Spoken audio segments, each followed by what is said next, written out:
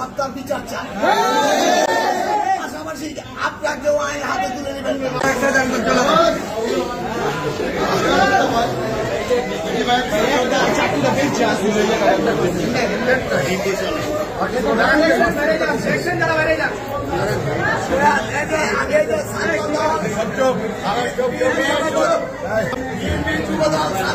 সবার উদ্দেশ্যে একটা করে বলতে চাই, আমরা আমাদের ভাই তাকে যারাই মারছে আমরা এই হত্যার বিচার চাই। পাশাপাশি আপনাকেও আইন হাতে তুলে নেবেন। লাশ পোস্টমর্টম হবে, কালকা বাদ জোহর প্রেস ক্লাবের সামনে জানাজা হবে। জানাজার পর আমরা একজন আসামি গ্রেপ্তার হয়েছে, কে কে ঘটনার সাথে জড়িত পরিকল্পিত কারা করছে এটার জন্য আমরা প্রশাসনের কাছে আহ্বান জানাই 24 ঘন্টার ভিতরে আরো যারা যারা দোষী তাদেরকে হিন্দুগুলো ছাত্র দল, যুব দল, বিএনপি এবং তার শুভাকাঙ্ক্ষী কেউ আইন হাতে তুলে নেবেন না।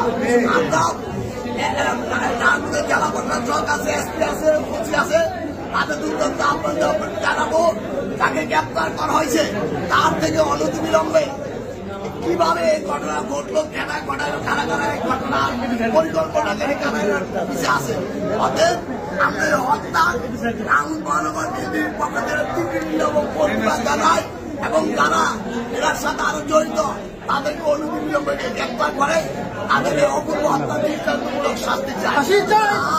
কেউ আইন হাতে তুলে নেবেন না। বর্তমানে আমাদের দেশের পরিস্থিতি ভালো না, আমরা প্রশাসনকে সহায়তা করবো। যারা আরো আসামি আছে তাদেরকে গ্রেপ্তার করার জন্য তাদেরকে খুঁজে বের কারা এই পরিকল্পনা করছে, কারা এই পরিকল্পনার সাথে জড়িত সেটা আমরা প্রশাসনের মাধ্যমে আমরা জানতে চাই।